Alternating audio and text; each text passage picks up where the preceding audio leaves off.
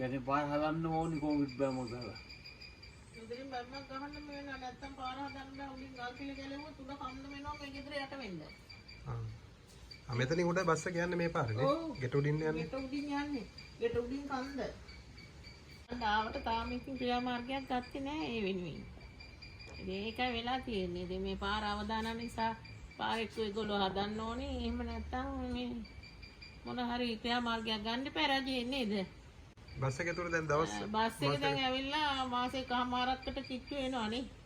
Bus එක මාසෙකමාරකට විතර කිට්ටු වෙනවා. ඩිපෝයි මුත්තැල දෙසරයක් තුන්සරයක් බැලුවට ඉතින් තාම බස් එක ගෙනියන්න තරම් සුදුසු පාරක් නැහැ කියලා තමයි ඒගොල්ලෝ කිව්වේ. පාර රෙක්මත් කියලා කතාවකුත් කියනවා. ඒකයි නේද? එහෙම රෙක්මත් කියලා ඉවරලා පාර මෙහෙම තියන්න බෑ ගමට පිවිසෙන්න මාර්ගයක් එපා අපිටනේ උඩ ගමට. මිනිස්සු අනාථයි ළමයි දරුවෝ අනාථයි. දරුවෝ ඉස්කෝලේට ගෙනියන්න ඕනේ. දරුවෝ දීගල් ඉස්කෝලේ යන්නේ පයින් යන්න ගොඩක් දුරයි. වෑන් එක යන්නේ. ඒ වෑන් එක යන්න ගමේ මිනිස්සු එකතු වෙලා තමයි පාර හැදුවේ. මේ ශ්‍රමදානි කරේ දෙමව්පියෝ එකතු වෙලා.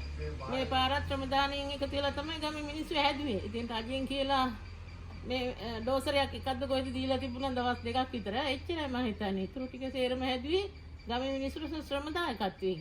වලව ගිහිල්ලා තියෙන්නේ. එතන ගිලා බහැපු තැන ගලක් පාරට පහත් වෙලා තියෙන ඒ ගලේ වදිනවා. බස් එක ගන්න බැරි නිසා ඒක නිසා තමයි බස් එක ගන්න බැරි කියලා කිව්වා.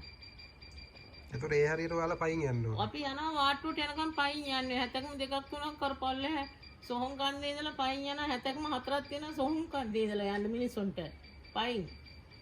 ඒක අඩුම ගානේ මේ පාරක් එන්න පුළුවන් තැනකට හරි හදලා දෙනවා නම් මිනිස්සුන්ට පහසුයි.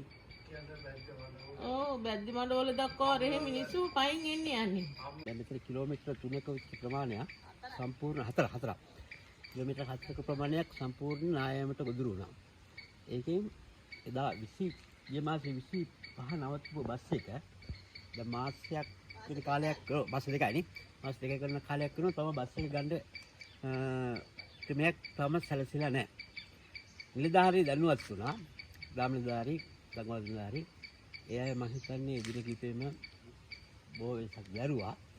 නමුත් වාරක සංවර්ධන අධිකාරියට අපි දැනුම් දුන්නා. වාරක සංවර්ධන අධිකාරියත් ඇවිල්ලා බැලුවා.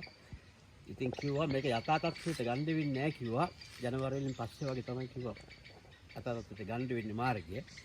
එතකන් ඉතින් විකල්ප තීරණය අරන් ගමනේ යොදා ගන්න කිව්වා. ඉතින් ඒ වගේම මේ ගමේ බොහෝ දෙනා ශ්‍රමදායකත්වයෙන් දැනට සමහර ටීවිලා බයිසිකලයක් පොඩි වාහනයක් ගමන් කරන්න මාර්ග සකස් කරලා තියෙනවා. ඉතින් බොහෝ ප්‍රශ්නයකට මැදිහත් වෙලා ඉන්නේ ඉස්කෝල පාසල් ළමයිට පාසලට යන්න ක්‍රමයක් නැහැ. ඔව් දැන් පාසල් දැන් පෙරේදා පටන් ගත්තා. මම හිතන සමුදායකත්වයෙන් ඒ ඉස්කෝල බස් එක යන්න පමණක් මාර්ග සකස් කරගත්තා. ඒත් ඊයේ අධික වර්ෂාව නිසා ඊයේ ඒත් නැවතුණා. අදත් බොහොම අමාරුවෙන් මම හිතන්නේ පාසල් බස් රථය ගමන් කරා. ඒක ඉතින් අපිට මට මොකක් හරි කඩන විසඳුමක් ලබා ගන්න අදෙමුත් ඒ වගේම අදාළ බලධාරීගෙමුත් අපි ඉතින් läගපත්තු ඉල්ලා සිටිනවා. මේ මාර්ගය දැන් කාපට් එක දිගටම ඇවිල්ලා තිනවා. එතනින් ඉස්සරහට එන පාර සම්පූර්ණ ගිලා බහැලා තියෙනවා. ඒක දැන් මාර්ග සංවර්ධන අධිකාරිය ඇවිල්ලා කිව්වා කාර්මිකතුමාත් කිව්වා ඒ පාරේ අතරට පත් කරන්න කිව්වා කොන්ක්‍රීට් දාලා කම්බි හරි මොන හරි දාලා පාර හදලා ඒක දෙන්නම් කියලා පොරොන්දු දීම දැන්ට අපිට ලැබලා දීලා තියෙනවා. ආ ඒක අපි ධන්‍යවාද දෙන්නුත් ඉල්ලන්නේ රජෙමුත් ඉල්ලා සිටින්නේ කලින් මේ විසඳුමක් දීලා මේ ගම යථා තත්ත්වයට පත් කරන්න ඉතින් අපිට මේ මාර්ග සලසා දෙන ලෙස තමයි ඉල්ලා සිටින්නේ.